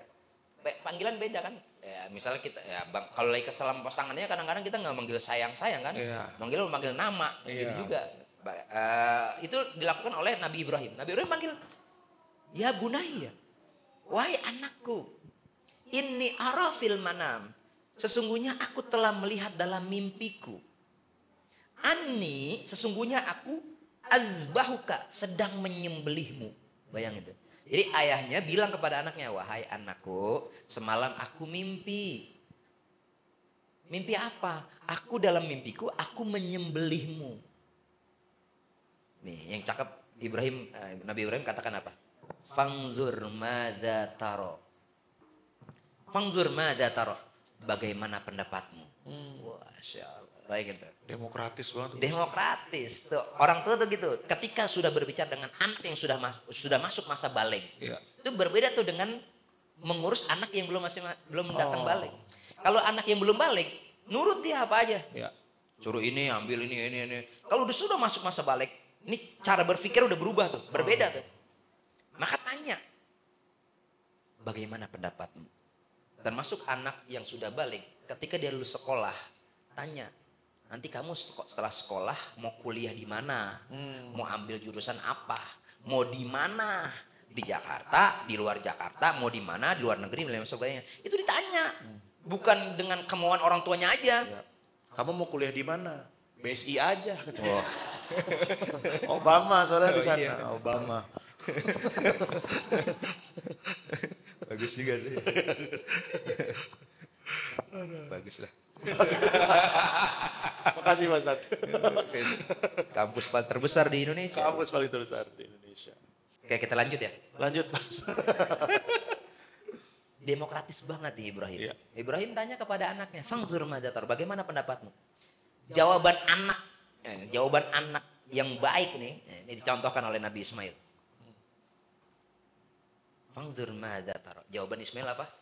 Qala ya abatif'al ma tu'mar. Wahai ayahku, kerjakan apa yang Allah perintahkan kepadamu. Bayangin itu. Contoh nih, Bang Ibzi ngimpi. Pagi, bangun, ngomong sama Nadine. Nadine, semalam manggil apa? Nadine. Enggak, Bang Ibzi manggil apa? Nadine manggil Bang Ibzi apa? Yaya. Yaya semalam mimpi Nadine. Ngapa? Nadine ya penggel. Kabur dia langsung, wah bapak gua gila gitu kan. Ya kan? Ya gua gila gimana? Ya, paling dia minta sarapan nggak ngerti. Nasi ya nasi kalau pagi. Tapi ini beda nih. Oh, iya. Beda dengan Nabi Ismail. Ismail bilang apa? Qala ya abatif al ma tu'mar. Wahai ayahku, kerjakan apa yang Allah perintahkan kepadamu. Satajiduni insyaallah minas sabirin. Maka kau akan mendapatiku, aku dalam keadaan sabar. Falamma aslama wa tallahul jabin. Keduanya sudah berserah diri. Aslama, Islam kan asal katanya aslama, berserah diri. Ketika keduanya telah berserah diri kepada Allah, ya, Nabi Ismail sudah dibaringkan. Wa nadainahu ayya Ibrahim qad saddaqtar ru'ya. Kata Allah, engkau telah membenarkan mimpimu. Di ujung ayatnya, wa fadainahu bidzibhin azim. Ketika akan disembelih, kemudian sembelihannya itu diganti oleh Allah Subhanahu wa taala. Wa fadainahu bidzibhin azim. Ditukar dengan zibh. Apa zibh? Hewan sembelihan azim yang besar. Kalau dalam teks hadis tuh bikibshin, dengan seekor kambing kibas. Kibas Tuh kambing yang besar. Orang Garut punya orang mana ya? Kalau saya orang Betawi nyebutnya kambing yang gede yang besar namanya kambing kibas. Kambing besar. Bikibshin. Ini serapan, dan mungkin serapan dari kata kibshin. Bikibshin azim kalau dalam teks hadis. Tapi kalau dalam Al-Quran, bizibhin azim. Diganti itu Ibrahim dengan sembelihan yang besar. Bayangin ya. Jadi dari keikhlasannya Ibrahim alaihissalam dan Ismail alaihissalam, dari keikhlasan mereka alaihissalam, itu Allah berikan apa? Keberkahan. Apa? Buah dari keikhlasan adalah Allah ganti Ismail yang akan disembelih dengan seekor hewan sembelihan yang sangat besar. Jadi semua keikhlasan kita akan dibayar sama Allah dengan keberkahan. Saya ulang ya. Semua keikhlasan apapun yang kita lakukan akan dibayar lunas oleh Allah dengan keberkahan. Nggak percaya? Teman-teman, ini saya buka-buka nih sama teman-teman. Ini yang punya niatan bikin ngaji nih Bang Hibzi. Pak Ustadz. Bang Hibzi. Bobby. Bang Hibzi. Tapi dengan keikhlasan yang sangat tinggi, saya bilang jangan nyari, enggak. Ntar keberkahannya Allah kasih. Tapi bukan dari sini, bukan. Dari pintu yang lain. Kenapa? Karena setiap keikhlasan yang kita lakukan, dia akan melahirkan keberkahan. Apa itu keberkahan? Ziyadatul khair. Temannya Hibzi khair. Apa itu ziyadatul khair? Keberkah itu ziyadatul khair. Bertambahnya kebaikan. Amin. Kebaikan itu enggak hanya satu pintu. Nanti terbuka dari pintu yang lain. Buah dari keikhlasan itu keberkahan. Udah, kerjain aja. Lah minggu lalu berapa yang hadir? 3, 4. Akom tahu Akom. Oh iya, Akom. Berapa Akom minggu lalu? 4. 2 minggu yang lalu ya? Ya 2 minggu lalu, kajian sebelumnya. 4 kan? 4 orang. Lihat sekarang, 14. Tapi bukan itu. Bayangin, kemarin padahal waktunya lebih lengang ya. Sore, orang biasanya waktu lebih banyak. Sekarang pagi. Yang kita anggap pagi itu anak muda susah loh. Iya. Ternyata pagi lebih banyak. Jadi yang memberikan hidayah kepada mereka bukan kita. Enggak, Bang Hibzi mau promo sebesar apapun, make apa? Enggak. Ya. Innaka la tahdi man ahbabta, kata Allah. Engkau enggak bakal bisa ngasih hidayah kepada siapapun yang kau suka. Walakinnallaha yahdi man yasha. Tapi Allah yang akan memberikan hidayah kepada siapa yang Allah kehendaki. Ya, mereka ini termasuk orang-orang yang dapat hidayah dari Allah. Karena hidayah itu ya dicari juga. Jangan diem nunggu, gue belum dapat hidayah. Ya dia nggak nyari, mau sampai kapan? Ya nggak? Nah, jadi buah dari keikhlasan ada keberkahan. Jangan berpikir, gue udah ikhlas ini, ngerjain, tapi gue nggak dapat apa-apa. Itu berarti belum ikhlas dia. Ikhlas itu murni jernih mentauhidkan Allah, menuhankan Allah, itu namanya ikhlas. Lah, emang Ibrahim dia bertanya, ya Allah, ini kalau saya sembelih anak saya dapat apa? Pernah nggak Ibrahim nanya? Ada nggak ayat yang menyebutkan itu? Ya Allah, saya ngikutin nih perintahmu ya Allah. Saya ngikutin mimpimu nih. Saya menyembelih anak saya. Terus saya kalau sembelih anak saya dapat apa? Ada nggak dalam ayatnya? Atau dalam hadis? Ada nggak? Nggak ada. Berarti yang Nabi Ibrahim lakukan adalah keikhlasan. Apa itu ikhlas? Ikhlas itu murni, jernih. Khalasat itu jernih, murni. Dia yang dilakukan karena Allah, bukan karena siapapun. Maka dibalas sama Allah. Wa fadainahu bidzibhin azim. Dibalas balasan Allah adalah diganti Ismail yang disembelih dengan sembelihan yang besar. Itulah keberkahan dari mereka berdua. Yang dilakukan adalah keikhlasan karena Allah. Jadi mengajarkan keikhlasan nih. Makanya termasuk besok yang mau korban, lakukan kurban itu dengan ikhlas, bukan karena konten. Boleh dikontenin, boleh. Tapi niatnya karena Allah. Bukan karena, wah pasti banyak yang nonton nih. Kalau saya korban, sapi saya kan besar nih. 1 ton sapi saya. Misalnya, bukan 1 kintal lagi, 1 kintal kan cuma 100 kilo ya. 100 kilo. 1 ton kan 1000 kan. 1000 kilo. Wah, saya soalnya banyak nonton ini. Kalau diniatin itu, maka rusak. Tapi niatkanlah ikhlas karena Allah. Saya berkurban, saya mengikuti sunnahnya para nabi, Nabi Ibrahim dan Nabi Muhammad SAW. Saya berkurban karena perintah Allah Subhanahu Wa Taala dalam surah Al-Kautsar. Perintah itu saya lakukan. Mau disut kek, mau enggak kek. Bahkan ada orang ketika dia berkurban dia nggak ngasih tahu ini dari siapa. Yang penting panitia doang yang tahu. Sapi gede banget ini dari siapa ini ya? Nggak tahu. Panitia tahu, panitia pasti tahu orang siapa yang daftar dia tahu. Cukup panitia yang tahu, yang lain nggak perlu tahu orang lain. Yang penting orang hanya merasakan dagingnya. Bahkan dalam satu hadis, nanti yang akan bersaksi dalam satu hadis riwayat Tirmidzi kalau tidak salah. Nanti yang akan bersaksi dari hewan kurban kita itu tanduknya, kulitnya, dan kukunya. Justru yang menjadi saksi bagian tubuh hewan yang disembelih itu bukan yang bisa dimakan. Tanduk bisa dimakan nggak? Ada orang makan tanduk? Enggak. Bulu, ada orang makan bulu? Cip. Enggak ya Cip ya? Enggak, Cip juga enggak. Ada orang makan bulu? Enggak. Kuku, ada nggak orang makan kuku? Enggak. Enggak enak. Kecuali orang gini nih. Iya. Gigitin kuku tuh ada. Tapi nggak dimakan kan? Justru yang menjadi saksi adalah. Tapi saya pernah makan. Makan. Pas sholat Jumat. Astagfirullah. Batal tuh sholat Jumatnya tuh. Oh iya, astagfirullah. Gak boleh. Iya, pasti. Ayo. Dia ketakutan langsung. Gak ada 2 pendapat ulama. Ada 2 pendapat. Jadi sholat Jumat itu yang ihtiyatnya tinggi banget. Ihtiyat itu kehati-hatian tinggi banget. Dia kalau sholat Jumat dari mulai khotib naik mimbar, assalamualaikum, dia nggak bergerak sama sekali. Dia dengerin khotib. Bahkan kan dalam riwayat kan kalau khotib sudah dalam naik mimbar kan kita nggak boleh berucap apapun kan? Karena kalau kita berucap apapun, berkata apapun, bergerak apapun, faqad lago tuh. Wa man lago fala jum'atalah. Kalau dia lago itu maka dia nggak dapatkan jum'ah, nggak mendapat nilai jum'ah. Tapi ada yang mengatakan ya boleh bergerak karena memang dalam keadaan ya memang dia harus bergerak dan lain sebagainya. Tapi itu berbeda pendapat lah, jangan ribut lah. Ini kadang-kadang orang ribut untuk orang khutbahnya ngangkat-ngangkat tangan katanya. Ya memang dalam madhab Syafi'i tidak dibenarkan ngangkat-ngangkat tangan tuh dalam berkhutbah. Tapi dalam pendapat lain ada yang membolehkan. Ya jangan ribut dengan hanya sekedar masalah hal-hal yang furu'iyah, masalah cabang agama. Ya silakan dengan pendapatnya masing-masing.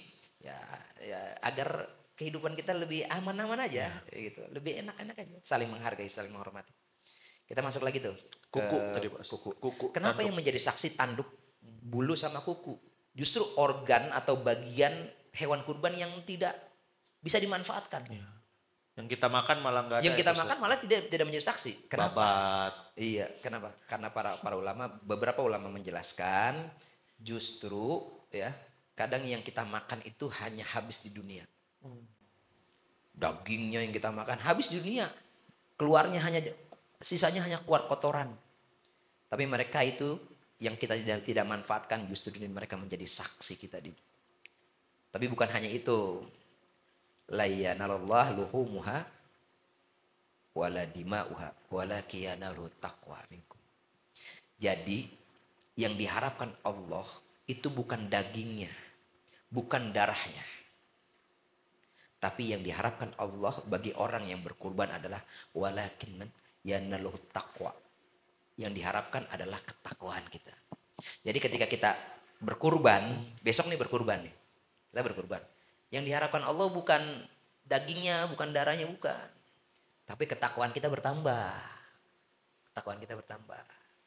Nah kalau masalahnya ketakwaan kita bertambah apa enggak nih setelah kita berkurban? Malah justru orang berkurban ketakwaannya malah hilang. Kenapa? Itu dengan ingin dilihat orang. Dengan ria itu menghilangkan ketakwaan dia. Justru orang berkurban menambah ketakwaan. Juga ada perbedaan pendapat para ulama. Kurban itu ada ulama yang ekstrim mewajibkan berkurban. Wajib berkurban itu. Saking ininya saking pentingnya kurban itu wajib. Ya. Ada ulama yang kedua lebih ringan. Kurban itu diwajibkan hanya bagi orang yang mampu. Ada ulama yang ketiga mengatakan kurban itu sunnah. Kalau mampu silakan, kalau enggak ya udah jangan. Ya, ambil yang ringan aja. Tapi kalau dia sebenarnya mampu Pak Ustadz. Nah, cuman nggak mau ngelakuin. nah ini Pak Ustadz? ujiannya nih. Kebanyakan orang mampu itu memang ujian di situ. Orang banyak kok yang uangnya banyak, tapi apakah dia mau haji? Udah berlaku tuh istitoah sama dia dalam hal harta. Tapi istitoah yang lain dia nggak dapet. Waktu misalnya. Ada orang uangnya triliunan, miliaran, tapi belum haji. Miliaran lah, tapi belum haji. Belum daftar juga, lama lagi daftarnya. Atau dia furoda, sekarang daftar langsung bisa berangkat, bisa. Tapi dia nggak lakukan itu. Dia mampu secara harta, tapi mungkin secara waktu. Saya nggak bisa karena kesibukan saya. Nah ini nih, diuji sama Allah nih. Harusnya dia punya kewajiban. Kenapa? Haji itu menjadi wajib bagi orang yang mampu. Mampu secara harta, tapi dia tidak mampu secara waktu misalnya. Tapi ada juga sih sebenarnya kemampuan masalah waktu itu hanya alasan belaka aja. Kayak kita nih, aduh saya lagi sibuk banget nih, saya nggak bisa ikut, nggak bisa datang, nggak bisa ini, saya lagi sibuk banget. Saya sibuk apa sih manusia? Ya sehari 24 jam. Misalnya saya lagi bikin skripsi, sibuk banget. Emang 24 jam kita bikin skripsi? Enggak. 15 menit biasanya. Iya. Itu pun udah capek banget. Capek waktu kepala udah puyeng. Waduh. Ngatur garis pinggir gitu. Iya. Garis pinggir. Iya. Wah pusing. Apalagi bahasa Arab dulu Pak Ustadz. Waduh melencong sih. Harus bahasa Arab kan? Iya. Berarti skripsi bahasa Arab dong? Ada yang resumenya bahasa Arab. Kan main. Tapi saya lupa. Kaifa haluka? Alhamdulillah bi khair. Itu doang misalnya kan? Naam. Wah. Mada tak maluhuna. Udah. Apa itu Pak Ustadz? Apa yang kamu kerjakan? Apa yang kamu kerjakan? Kalau mukhatabnya lawan bicara satu, madza taf'alu. Mada. Kalau banyak, madza taf'aluna. Mada taf'aluna. Beda, tergantung lawan bicaranya siapa. Iya. Nah, kan main. Kita lanjut ya. Lanjut Pak Ustadz. Yang Allah harapkan bukan darah dan dagingnya. Yang Allah harapkan adalah ketakwaan. Ketakwaan. Maka di bulan yang suci ini bulan suci ini. Bulan haram tadi. Bulan haram nih, bulan suci. Jadi kalau seandainya teman-teman nih mau bikin nih, Bang Hibzi misalnya teman-teman ngaji nih, kita bikin nih misalnya, selamat datang bulan suci. Selamat datang bulan suci Dzulqa'dah, Dzulhijjah dan Muharram. Boleh. Nah, bikin film. Boleh. Karena itu bagian dari bulan haram. Jadi sambil kita mengedukasi teman-teman nih bahwa bulan suci itu bukan hanya bulan Ramadan, tapi ada bulan suci lain dalam agama kita. Gitu. Campaign ya maksudnya. Iya, begitu, nggak apa-apa, boleh. Itu Bang Hizbi penjelasannya. Siap Pak Ustadz. Nah, ini Pak Ustadz, kalau pengaplikasiannya nih Pak Ustadz, ini mungkin sebelum nanti teman-teman ada yang mau nanya gitu ya. Kan kadang-kadang sebenarnya kita tuh pengen gitu ya Pak Ustadz ya kurban gitu. Cuman ya karena kebutuhan atau apa gitu. Kadang-kadang itu ya jadi lupa, wah ternyata udah mau bulan haji nih udah harusnya kurban nih. Kalau dari Pak Ustadz ada ini nggak tips and trick gimana misalnya kayak cara nabungnya atau lebih meyakinkan lagi gitu Pak Ustadz biar kita tuh mau kurban gitu Pak Ustadz. Ada nggak Pak Ustadz? Teman-teman ada yang ngerokok? Nge-vape? Vape. Ngerokok sehari berapa bungkus? Oh nggak ada nih Pak Ustadz. Masya Allah. Nggak ada. Masya Keren. Allah. Ngerokok Keren sehari, hebat ini mah. sehari berapa bungkus ngerokok tuh? Sehari. Satu bungkus lah taruh, sehari satu bungkus. Berapa harga rokok itu? 30.000 lah. Ya. Atau ada yang murah? 27 ada. Ya. Atau yang ada yang 3.000-an belinya satu-satu tuh. Ya. Ya pokoknya taruhlah 30.000 lah. Sehari. Sebulan berapa? 900 Kali 12. 9 juta. 10 juta lebih. Kambing berapa harganya sekarang paling murah? 3 juta 4 juta ada. Ya, yang bagus itu. Oh iya. Ada yang murah kambing, ada yang 2,5. Oh, Yang kurus penting- banget Ustaz. Ya 2,5. Ya tapi 2,5 tuh kalau dibelinya di kampung ya bagus udah Oh besar. iya Ustaz. Itu kan karena dibawa ke kota aja jadi mahal. Di mana itu kampungnya Ustaz? Ya, kalau kita belanja di kampung ya, iya. beli kambing itu sebenarnya 2,5 juta udah besar, udah cukup dan udah kupak tuh udah karena syarat hewan yang disembelih itu giginya udah tanggal, udah copot. Istilah orang Betawi udah kupak lah. Sebenarnya murah atau seandainya kambing yang paling bagus 4 juta misalnya. Setahun aja itu kita bisa punya uang. 2 kambing tuh. Kalau buat rokok tadi 10 jutaan kan. Bisa dapat 2 kambing. Mau alasan apa lagi? Untuk tidak berkurban. Ya. Tapi berhenti ngerokok, asem jadinya. Berhenti ngerokok kan? Oke. Sekarang mau ambil jalur sehat apa jalur sakit? Iya, Ustaz. Nggak tahu kenapa ya. Kalau orang merokok tuh akalnya banyak. Iya. Orang rokok tuh akalnya banyak, pinter, ada aja jawabannya. Iya, orang rokok. Makanya kita nggak bisa ngelawan orang rokok tuh dengan argumen apapun kalah. Karena takut kesudut juga Pak Ustadz kalau ngelawan orang. Ada aja tuh. Padahal pemerintah udah ngasih tahu tuh, rokok membunuhmu, udah kan gitu kan. Kalau dulu kan panjang tuh kata-katanya, sekarang cuma simpel, rokok membunuhmu. Kasih gambar. Ya tetap nggak ngorangin, kenapa? Ya itu hak mereka ya.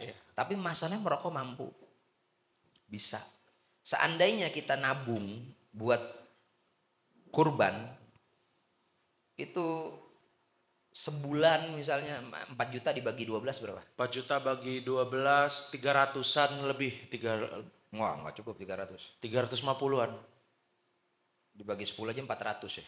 350 ya? Iya. Sebulan 350, 4 juta. Sebulan 350. Bang Ibsi ngisi bensin, mobil sekali berangkat full berapa? Mobil. Kadang 400, kadang gope. Sehari. Enggak sehari Pak Ustadz, itu bisa. Ya 2 hari lah.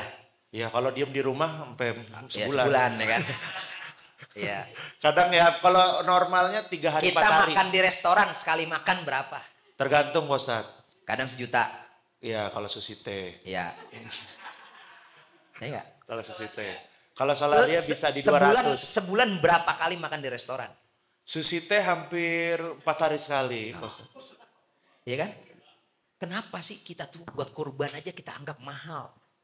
Yang keseharian kita itu padahal murah, kita anggap murah.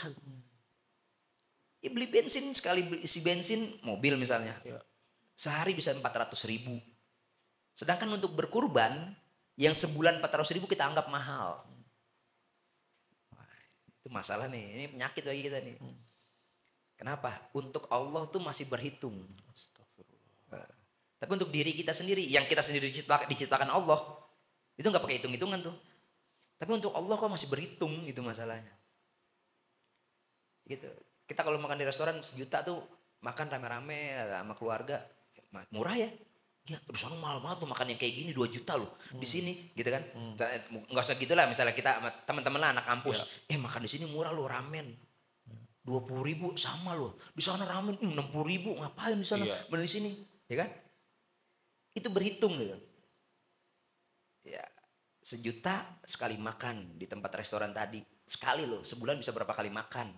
Sedangkan kita berhitung kalau untuk Allah, untuk berkurban. Cobalah teman-teman. Kalau saya punya program.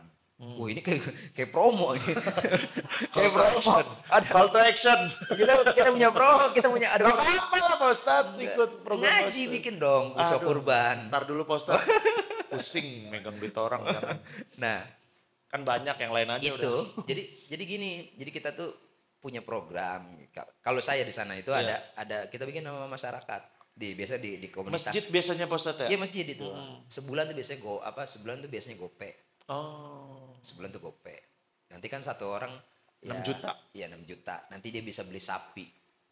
Untuk yang kolektif. Kolektif benar. Boleh nggak kurban kolektif? Boleh. Boleh kurban kolektif. Orang nggak kurban aja boleh. Iya nggak? Iya benar Pak Ustadz. Nggak kurban boleh nggak? Boleh. Orang mau kurban kolektif boleh nggak? Boleh. Orang nggak kurban aja boleh. Ini pakai ngomong nggak boleh kurban kolektif. Orang yang kagak korban kagak diomelin. Yang korban yang diomelin. Iya enggak? Iya. Yang enggak korban enggak disalahin. Lu enggak korban, lu duit banyak enggak korban. Enggak diomelin. Yang kurban kolektif diomelin. Enggak boleh nih kurban kolektif. Ya emang enggak ada. Kolektif orang beda-beda. Tapi kalau keluarga boleh. Tapi gimana kalau yang orang boleh juga. Banyak ulama yang membolehkan itu kurban kolektif. Boleh. Apalagi untuk di sekolah nih anak-anak kita kadang-kadang. Oh iya biasanya tuh Pak Ustadz. Iya. 100.000. Kurban kolektif. Nggak apa-apa. Untuk apa? Tarbiyah. Untuk ngelatih. Bahwa dalam Islam tuh ada syariat kurban. Uang yang kita punya harus dikeluarkan. Karena kita udah dapat rezeki dari Allah banyak, inna a'tainakal kautsar, maka fasholli li rabbika wanhar. Suruh berkurban. Oh gitu. Cara mengajarkan begitu tuh. Ini cara berpikir saya tuh begitu. Makanya kolektif boleh. Seandainya nggak sapi 7 orang, saya kambing doang 1 orang, boleh. Yang penting ada uangnya, silakan. Kalau kambing 7 orang pas itu keterlaluan. Nih, gini, tunggu ada dalilnya. Oh iya Pak. Nabi Muhammad dalam teks hadis ya, dalam satu matan hadis. Nabi Muhammad itu berkurban 1 kambing untuk umatnya. Nabi Muhammad berkurban 1 ekor kambing untuk umatnya. Berapa umatnya Nabi? Wah, berjuta-juta miliar. Ya. Ini kan nanti akan digoreng nih. Oh pendapat ini, Ustaz ini mah begini ya pendapatnya. Ustaz ini begini. Ya kita merujuk pada hadis. Memang ada perbedaan pendapat ulama. Ya, emang masyhurnya ya sapi untuk 7 orang. Kan gitu ya. Kambing untuk 1 orang. Itu. Ya, 1 kambing untuk 1 kelas. Ya tadi buat tarbiyah tadi ya, Pak Ustaz. 1 kambing buat 1 kelas boleh nggak? Ya boleh, silahkan aja. Sesimpel itu. Ya enggak? Nih ngoceh nih nggak korban. Untuk melegitimasi bahwa gue bener, ya lu sendiri nggak korban. Mending gue nggak korban, lu daripada korban lu salah menyalahi syarat, lu nggak korban. Nabi Muhammad berkurban 1 ekor kambing untuk umatnya. Bayangin tuh. Nabi yang bayarin. Ya. Beli kambing untuk umatnya. Nabi juga berkurban untuk cucunya. Bang Hibzi nih besok beli kambing. Saya korbankan untuk almarhum ibu. Boleh nggak? Boleh. Tapi afdolnya kalau korban tuh untuk orang yang masih hidup. Afdolnya. Tuh. Nanti korban dipotong tuh. Bismillahirrahmanirrahim. Ada minka wa ilaika. Ini darimu ya Allah dan ini akan kembali kepadamu. Potong. Bismillahirrahmanirrahim. Allahumma taqabbal hadhil udhiyah. Ya Allah terimalah hewan kurban ini. Worok tuh. Kalau motong kambing dia 2 jari di bawah lehernya nih.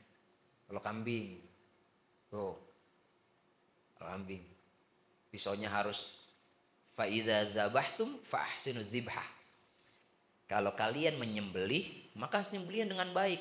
Kata para ulama, nyembelih yang baik itu ya dibaringkan, hewannya menghadapkan ke kiblat, kemudian dengan alat pisau yang tajam. Fa'ahsinu dzibhah itu pisau yang tajam, jangan pisau yang kudul. Kata kambing lama amat sini gue. Jangan, pisau yang tajam sekali. Kalau perlu setelah didorong langsung harus kayak tarik.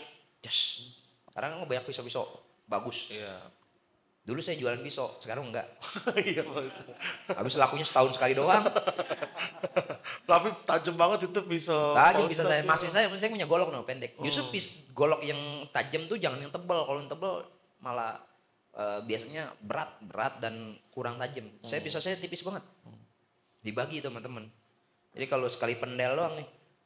Kalau tarik, tinggal tarik doang. Udah langsung mentok. Sek. Mirroring lagi, mengkilap banget pisaunya. Golok, dia pendek cuma 30 cm. Jangan terlalu panjang. Susah megangnya. Pendek banget tipis. Kayak 20 meter jangan. 20 meter jangan. Berat juga. Samurai jatuhnya.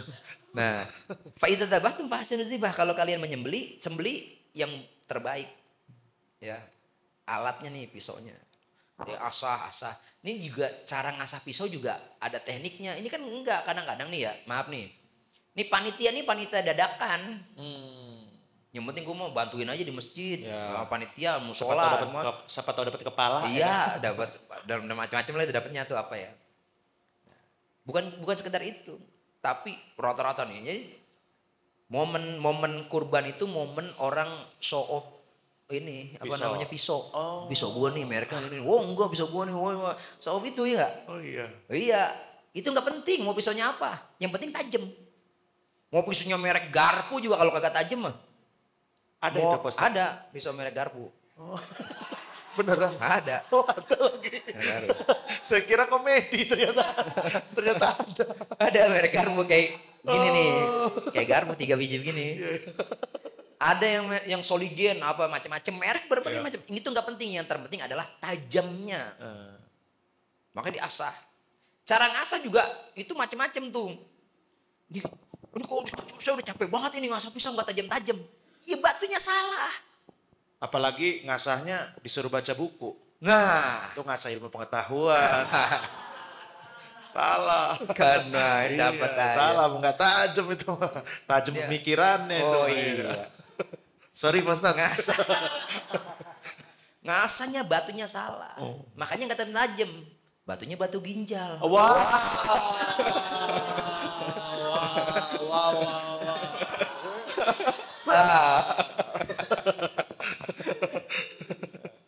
Batu itu kan ada gridnya namanya. Ini saya kasih pengetahuan dikit ya. Jadi batu itu ada gridnya. Jadi semakin dia gridnya tinggi, itu makin buat semakin tajam tuh. Pisau atau golok. Ngasah juga dia harus satu jalur, satu mari ke depan. Nanti dia kalau udah presisi, ini kan bilah kan dua mata tuh, ini sama ini. Dia kalau ngasahnya kemari 2 kali, kemari juga 2 kali. Kesini 10 kali, ini 10 kali. Gitu. Jadi dia presisi. Ini mau kemari terus. Yang ini cuma dikit-dikit doang, kemari lagi. Dia miring dia. Ngerinya pas gorok, kata kambingnya, miring tahu loh. Oh itu berarti pakai itu miring tahu gitu. Itu kan baru tahu saya Pak Ustadz. Absurd banget ini. Nah, jadi aduh. Yakin Pak Ustadz? Masih. Yakin Pak Ustadz? Masih lucu aja Bang Izin. Jangan malu. Kalau nggak lucu saya nggak dapat uang Pak Ustadz. Jangan lupa. Jangan lupa. Ibuku, ibu-ibu. Oh salah. Tonton lah. Nah, jadi ada grid-grid tuh pisau tuh. Ya, cuma metodenya tergantung sih. Ada yang dorong, ada yang tarik, macam-macam. Nah itu bagian dari fa'ahsinu dzibha. Bagian dari cara kita terbaik gimana cara berkurban itu. Cara kita menyembelih. Kalau kambing itu 2. Kalau motong ayam itu 1. Di bawah lehernya 1. Kalau kambing 2. Kalau sapi 3. 3 jari dari bawah leher. Tariknya di situ. Nah ini kita harus kompeten juga nih. Jangan asal-asalan. Wah pokoknya ini. Akhirnya apa? Sisa dari bagian dari hewan kurban tuh kadang-kadang malah nggak dimanfaatkan. Kenapa? Karena nggak banyak di antara kita yang kompeten. Jeroan, jarang orang ngambil jeroan, dibuang-buang kadang-kadang jeroan, ya kan? Kadang-kadang jeroan dibuang-buang. Kadang-kadang hal-hal yang lain yang dia nggak paham, kaki. Enak itu Ustaz. Malah enak tuh. Kalau orang yang pintar itu sampai kaki, sampai bawahnya tuh sampai bersih tuh. Tapi kan nggak semua orang pintar. Apalagi yang lebih parah lagi kadang-kadang. Ini bagian tubuh dari hewan kurbannya dijual. Kecuali, ada beberapa pendapat ulama nih. Ya, di Indonesia nih nggak semua orang pintar memang. Jadi ada bagian tubuh dari hewan kurban, kadang itu dijual. Seperti kulit, kan nggak semua orang pintar ngolah kulit. Kulit itu susah loh. Pertama dicuci dulu, dibakar dulu tuh pakai api yang menyemprot gitu. Habis itu disamak, dikelet kulitnya. Habis itu digesah lagi, dicuci lagi. Nggak semua orang paham dan nggak semua orang juga suka kulit. Gitu. Akhirnya kulit dijual. Ketika dijual ada 2 pendapat nih. Afdolnya memang tidak boleh dijual. Tapi ada beberapa orang berpendapat dijual tapi digunakan untuk kemaslahatan lagi, dibalikan lagi. Misalnya dijual, kemudian uang jualnya itu digunakan untuk masjid. Dibagikan orang-orang lagi, dibagikan orang-orang yang berhak mendapatkan daging kurban. Karena kan daging kurban dia dibaginya hanya ke 3 orang.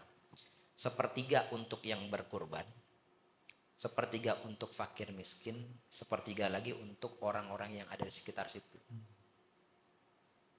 Jadi orang yang berkurban boleh makan daging kurban. Makanya kita kalau memotong sapi, saya minta pahanya, saya kurban nih. Atas nama kita doang sendiri. Saya kurban, saya minta pahanya satu, boleh nggak? Boleh. Orang paha satu belum sepertiga itu. Saya minta lagi dong dagingnya berapa lagi? Boleh sepertiga. Boleh. Enaknya orang kurban tuh dia boleh makan daging kurbannya. Gitu. Tapi sepertiga doang ya Pak Ustadz ya? Sepertiga doang. Jangan semua diambil sama dia, kan itu minta tolong nyembelih. Kurban kan untuk orang lain. Cuma minta tolong nyembelihin. Daging hewan kurban ya bagi proporsional. Ya. Proporsional. Biar orang tuh ngerasain daging Bang Ibzi. Jangan buat kita, emang daging sebanyak apa sih masuk ke perut kita? Iya. Kita berkorban nih. Emang sebanyak apa sih daging masuk ke perut kita? Kita makan daging kebanyakan juga pada puyeng. Iya, semurat. Makan daging kebanyakan puyeng aja. Coba. Iya. Hari ini hari tasyrik. Hari tasyrik kan ada 3 hari. Hari nahar sama hari tasyrik. 4 hari nih. Emang selama 4 hari kita makan daging enak? Enggak. Kagak enak. Mau dibawa kemana tuh daging? Bagi orang. Kasih orang. Toma amat, tahu Toma. Dekat ini Taman Anggrek. Toma. Belum hafal daerah Jakarta. Toma. Rakus. Astaga. Mau dimakan semua? Enggak. Kasih orang. Nih yang kemarin nih. Tahun lalu mantep nih. Ada itu dari mana kalau nggak saya. Ada satu lembaga lah. Lembaga yang biasa-biasa inilah korban. Itu datang ke tempat saya. Dia bawa kurang lebih berapa ya? 60 kambing. Bayangin 60 kambing. Cuma dipotongin doang. Pak Ustadz saya minta potongin doang di sini. 60 kambing. Tapi nanti untuk di sini 20 di sini. Nanti 40-nya saya kasih tempat lain. Iya. Jadi cuma megangin tek motong. Bismillahirrahmanirrahim. Udah baca doa tek potong. 60 kambing. 60 kambing. Bawa, potong. Langsung dibawa sama dia. Kita langsung ngulitin, selesai. Udah. Yang penting itu punya hak orang lain tuh. Langsung dibagiin. Tapi kalau kemarin tuh langsung dibagiin. Berapa musola? Oh di sini ada musola. Udah setiap musola anterin satu kambing. Nanti di sono sama dia dibelah-belah tuh. Dibagiin ini. Karena ada beberapa musola misalnya. Yang dia nggak ada orang kurban di situ. Kasihan. Kan di situ ada imamnya. Ada yang merbotnya. Bisa jadi dia nggak ngerasain daging kambing. Kasih. Biar di hari itu yaumul akli wa syurbi, harinya orang makan dan minum, mereka merasakan kenikmatan yang sama. Cuma kadang-kadang juga salah juga dapat daging kambing banyak, cuma bingung cara ngolahnya. Kambing kan bisa perengus tuh dia kalau kena air. Oh iya Bos. Motong kambing nih, jangan kena air. Kalau kena air perengus, bau. Dimasak pakai apa juga tetap nggak enak lah, bau perengus namanya. Nggak enak banget nih kambing, nggak enak. Makanya kalau habis motong kambing dia jangan kena air. Diseset, rapihin. Kecuali mau pas kena air mau langsung dimasak, boleh. Ya, tapi kalau dia kena air, sama nih. Kalau motong kambing, lihat kambing itu asal dipotong. Dia kan napas tuh. Asal napasnya keluar langsung samber. Des. Baru tuh nggak bau. Tekniknya. Kalau pas dia napasnya lagi narik, perutnya lagi gede, des pas keluar darah udah bau tuh. Kenapa? Dia bareng keluar sama kotoran jeroan tuh kotoran. Dia kena daging, udah dagingnya bau perengus. Makanya kotoran tuh jangan sampai kena daging. Kalau kotoran kena daging udah bau. Nah ini kadang-kadang jeroan sama daging ini panitia kurban. Potong satu tempat. Itu jeroan di situ, daging di sini. Ya udah pasti bau semua. Makanya kita dapat kambing, dapat daging korban nih dari masjid. Iya, bau semua ya. Iya, panitianya nggak profesional. Harus pisahin Bos. Harus dipisah. Nah ini juga edukasi buat teman-teman. Ya. Harus edukasi. Makanya ada tuh di Indonesia nih ada namanya komunitas namanya apa ya? Juleha kalau nggak salah. Apa tuh Bos? Jurus sembelih halal. Oh, Juleha. Jurus sembelih halal. Ada tuh. Jadi dia tuh ngasih tahu mengedukasi kita nih kalau tips-tipsnya ya Bos. Iya, cara motong kambing tuh begini, cara motong sapi begini, cara rubuhin sapi tuh begini, nggak usah panik dan sebagainya. Dia ajarin tuh ada metodenya. Ada metodenya ngebelah daging sebelah mana, nanti misahinnya bagaimana, ini buat ini bagaimana, biar manfaat semua daging. Jangan sampai orang yang berkurban sia-sia. Iya. Wah daging gua sayang direncak-rencak doang kagak ada manfaatnya. Jangan. Harus profesional. Makanya kita berkurban, saran saya terakhir, kalau mau berkurban cari tempat pengelola atau panitia kurban yang profesional. Jadi daging kita manfaat. Ya, itu tadi Pak Ustadz ya. Kita sudah bahas tentang kurban, puasa Arafah juga gitu ya. Mungkin tadi kaitan dengan biar nggak sombong itu ya, ya tadi taat ke Allah, Ikuti perintah Allah. Salah satunya ya berkurban itu tadi ya Pak Ustadz ya. Oke, kalau gitu mungkin ini di akhir acara ngaji hari ini karena kita udah mau sholat zuhur juga ya. Buat yang belum sempat untuk nanya, masih ada yang mau ditanyakan, boleh nanti ditanyain ke Pak Ustadz. Kalau Pak Ustadznya masih di sini ya, kalau belum pulang silakan. Kalau Pak Ustadznya mau jalan pulang, kalian ikutin aja dari belakang naik motor gitu. Pak Ustadz gitu gimana? Maaf Pak Ustadz. Terima kasih sekali lagi. Boleh mungkin kita tutup acara hari ini dengan berdoa Pak Ustadz. Silakan Baik. Pak Ustadz. Teman-teman, mari sama kita berdoa. Kita mohon kepada Allah Subhanahu wa taala. Semoga Allah panjangkan umur kita, Allah sehatkan badan kita, Allah murahkan rezeki kita, Allah mudahkan segala urusan kita. Semua kita minta dalam ketaatan kepada Allah Subhanahu wa taala. Kita baca umur Quran suratul Fatihah. Ini surah Al-Fatihah ini disebut dengan As-Sab'ul Mathani, 7 ayat yang diulang-ulang terus oleh para ulama, oleh para anbiya, oleh para syuhada. Mereka mengulang-ulang As-Sab'ul Mathani. Semoga lewat Al-Fatihah ini doa-doa kita dijawab Allah Subhanahu wa taala. Li tahsili maqasidina maqasidil khairat wa li hawaijina min hawaijid dunya wal akhirah. ولتحصيل السلامة والعافية والبركة والنجاح ولتحصيل علوم النافعة والبركات النفيسة والبركات الأرزاق بجاه نبينا محمد صلى الله عليه وسلم. الفاتحة. أعوذ بالله من الشيطان الرجيم. بسم الله الرحمن الرحيم. الحمد لله رب العالمين الرحمن الرحيم مالك يوم الدين. إياك نعبد وإياك نستعين. اهدنا الصراط المستقيم صراط الذين أنعمت عليهم غير المغضوب عليهم ولا الضالين آمين. واعف عنا يا كريم واعف عنا يا رحيم. اللهم بحق الفاتحة بسر الفاتحة وبمعجزة الفاتحة وبشفاعة الفاتحة يا فارج الهم يا كاشف الغم يا من لعبده يغفر ويرحم. اللهم لا تدع لنا في مقامنا هذا ذنبا إلا غفرته ولا هما إلا فرجته ولا حاجة إلا قضيتها ويسرتها برحمتك يا أرحم الراحمين. اللهم لك الحمد إليك المشتكى وأنت المستعان ولا حول ولا قوة إلا بالله العلي العظيم. اللهم تقبل منا صلاتنا وصيامنا وقيامنا وركوعنا وسجودنا وتسبيحنا وتضرعنا وتمم تقصيرنا برحمتك يا أرحم الراحمين. اللهم استجب دعاءنا كما وعدت في قولك ودعوني أستجب لكم إنك لا تخلف الميعاد. دوم فيها سبحانك اللهم وتحيتهم فيها سلام وآخر دعوهم الحمد لله رب العالمين. قبول تقبل الله منا ومنكم فتقبل يا كريم. Assalamualaikum warahmatullahi wabarakatuh. Terima kasih sekali lagi. Kita ketemu lagi teman-teman ngaji yang udah nonton di YouTube, yang udah nonton TikTok live juga, Instagram live. Semuanya yang hadir di sini juga terima kasih sekali lagi. Tadi udah itu ya nulis datanya nanti mungkin akan dicoba masukin ke grup WA. Tapi kalau nggak mau langsung keluar aja ya, nggak apa-apa teman-temannya. Ya kita masukin, kalau nggak mau apa nih grup ganggu keluar, oke ya. Tapi kita masukin dulu, biar kelihatan yang keluar ya kan. Alah orang ini. Ya, ntar kita omongin di grup ya.